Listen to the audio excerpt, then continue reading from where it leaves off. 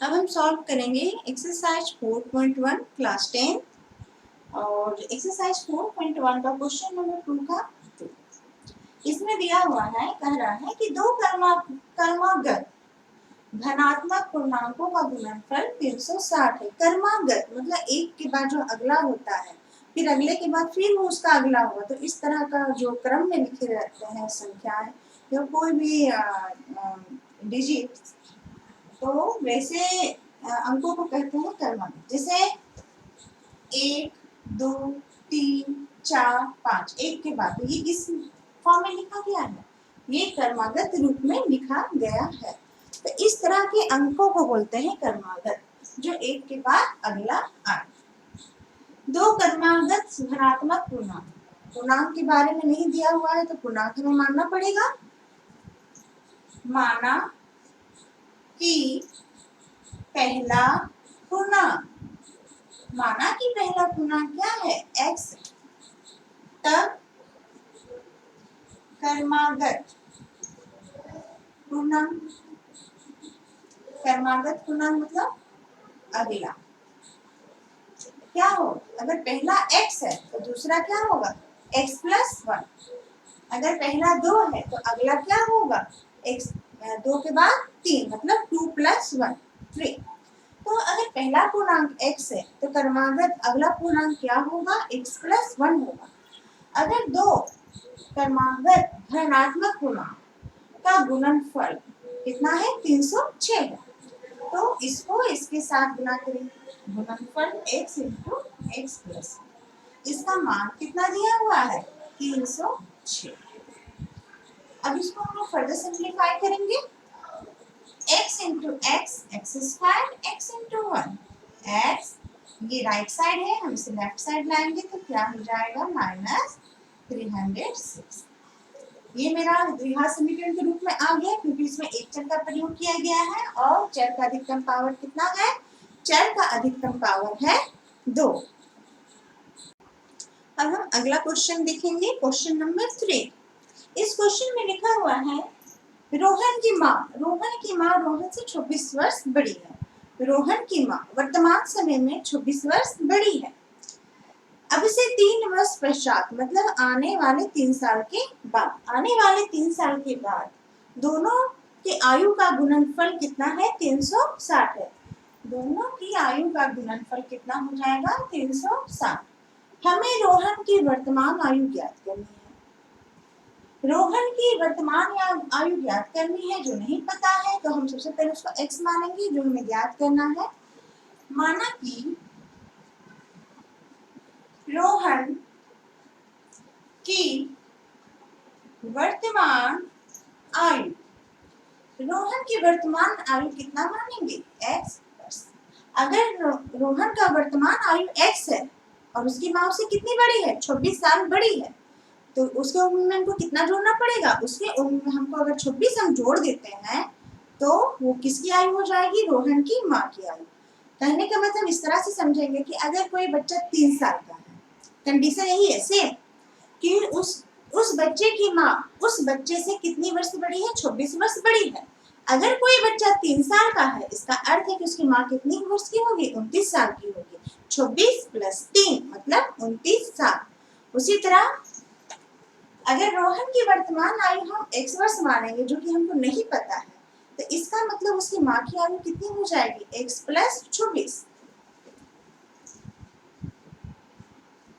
तब रोहन की माँ की आयु कितना ज्यादा है? x plus 24, x plus 24। Is to be noted that ये हम लोग प्रेजेंट एज की बात कर रहे हैं। आफ्टर 3 ईयर, 3 साल के बाद अगर बच्चे की उम्र में 3 वर्ष की बढ़ोतरी होगी, इट्स ऑब्वियस दैट कि माँ की उम्र में भी 3 वर्ष की बढ़ोतरी होगी। 3 वर्ष पश्चात, 3 साल के बाद रोहन की आयु कितनी हो जाएगी? x प्लस 3, उसका आयु 3 साल बढ़ जाएगा। 3 वर्ष पश्चात रोहन की आयु कितना साल बड़ा हो जाएगा? बच्चा 3 साल बड़ा हो जाएगा, तो उसकी आयु कितनी हो जाएगी? x प्लस 3 बस। जब बच्चा 3 साल बड़ा होगा तो इट्स ऑब्वियस दैट उसकी माँ भी 3 साल बड़ी हो जाएगी। रोहन की माँ की आयु, अब उसकी माँ की आयु कितनी हो जाएगी? वर्तमान में उसकी आयु थी 26, 3 वर्ष के बाद उसकी भी आयु 3 वर्ष ज्यादा हो जाएगी।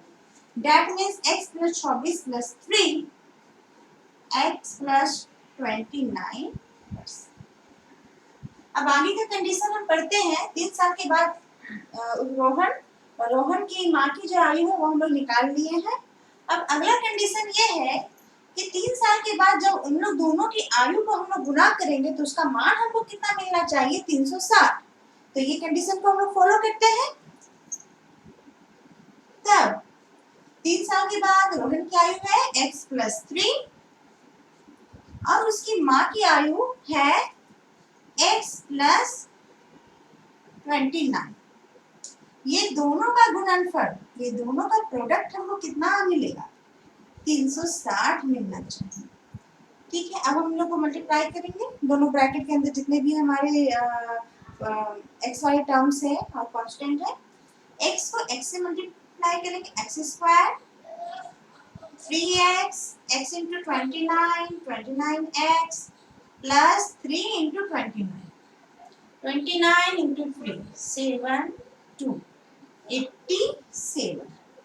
राइट में 360 है, जब हम इसे लेफ्ट में लाएंगे क्योंकि ये पॉजिटिव साइन दिया हुआ है, जब ये लेफ्ट में आएगा अपोजिट डायरेक्शन में आएगा तो इसका साइन क्या होगा? चेंज कर जाएगा। ये प्लस में है तो क्या हो जाएगा? माइनस। कब? जब हम उसे राइट से लेफ्ट की तरफ लाएंगे। अब इसको फर्दर सिंप्लीफाई करेंगे। x square, this implies x square 3 plus 29, that means 32x minus 360, 87, 372 minus 273 जी। This is required answer। ये एक द्विघात समीकरण है क्योंकि इसमें एक चर का प्रयोग किया गया है और चर की अधिकतम पावर कितना है? तो अब हम लोग नेक्स्ट अगला क्वेश्चन सॉल्व करेंगे। Next we solve question number 2 का 4, दैट मींस लास्ट क्वेश्चन। एक रेलगाड़ी 480 किलोमीटर की दूरी समान चाल से तय करती है। दूरी कितना है? 480 किलोमीटर। चाल कैसा है? समान चाल।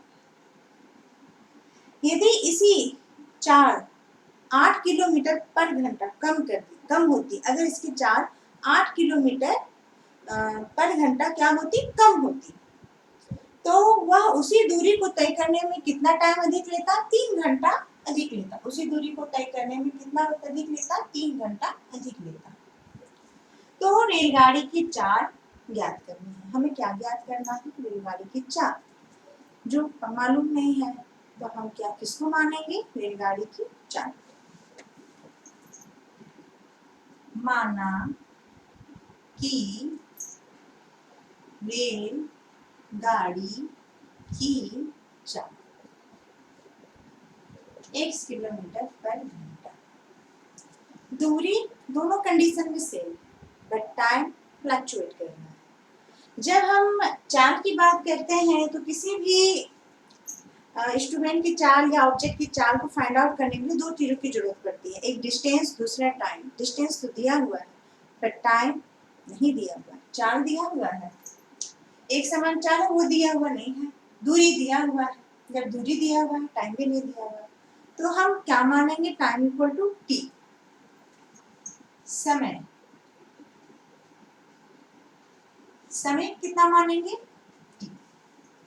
टी घंटा। जब सब कुछ घंटे में है तो इसको भी हम मानेंगे घंटा। सबसे पहले कंडीशन 1, एक रेलगाड़ी 480 किलोमीटर की दूरी समान चाल से तय करती है। चाल बराबर क्या होता है? चाल बराबर होता है दूरी बटा समय। चाल कितना माने हैं? चाल हम माने हैं x। दूरी कितना दिया हुआ है? 480 किलोमीटर। समय कितना दिया हुआ है? समय दिया हुआ है t, x equal to 480 by t। इसका मतलब t बराबर कितना है?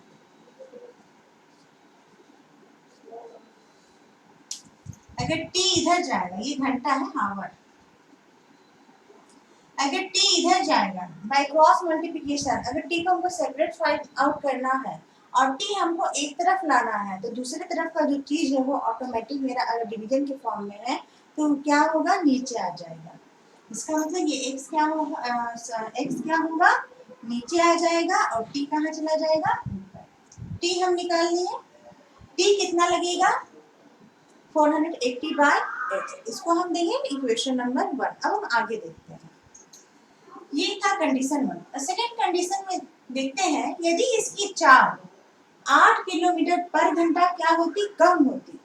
चाल कितना कम होता, 8 किलोमीटर पर घंटा कम होता, तो वह उसी दूरी को, उसी दूरी का मतलब जो दूरी वो पहले तय किया, तो दूरी क्या है, सेम है। दूरी क्या है, सेम है। तो दूरी, दूरी की जगह क्या लिखेंगे, 480, 480। उसी दूरी को वो तय करता, दूरी वही आएगा। चाल मेरा कितना हो गया, घट गया है 8 किलोमीटर पर घंटा, दूरी वही है। और समय, समय क्या है, 3 घंटा अधिक लेती, किससे, उस समय जो समय लगा मेरा पहला कंडीशन में। तो पहला कंडीशन में मेरा समय लगा था t, और उसमें कितना और अधिक लेता, 3 घंटा और अधिक लेता। ये क्या है मेरा सेकेंड कंडीशन। क्या हमको मिला है, x minus 8 equal to 480 by t plus 3। यहाँ 2 वेरिएबल है और द्विघात समीकरण में हमें चाहिए एक वेरिएबल, पर it to be noted that t equal to हम लोग कितना फाइंड आउट किए हैं, 480 बाई 3। कहाँ, इक्वेशन 1 में, समीकरण 1 से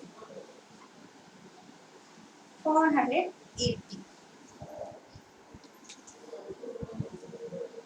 x माइनस 8, ये क्रॉस मल्टीप्लिकेशन करेंगे तो ये कहाँ चला जाएगा, इधर ऊपर t plus 3।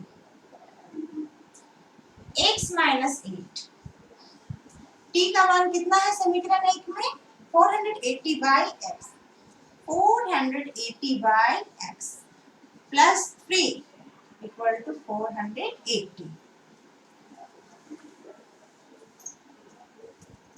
This implies x minus 8, हम एलसीएम लेंगे क्या होगा, 480 plus 3x by x equal to 480। ये क्रॉस मल्टीप्लिकेशन होगा, x minus 8 480 plus 3x equal to 480 into x।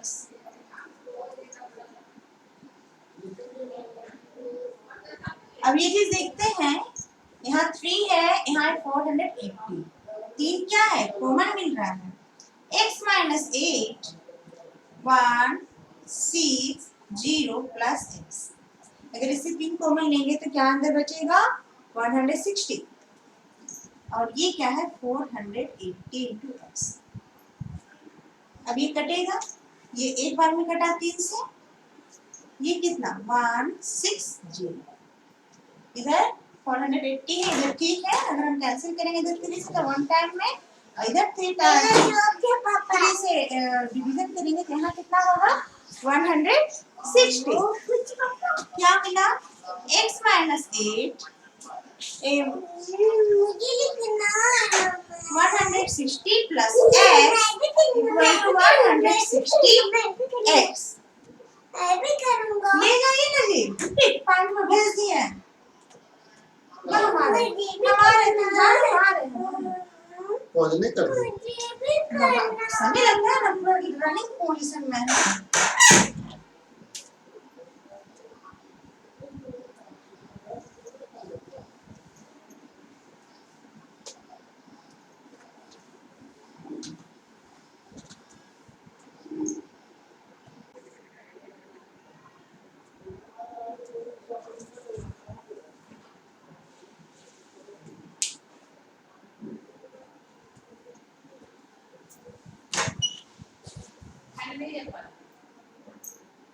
ऐसे हो गया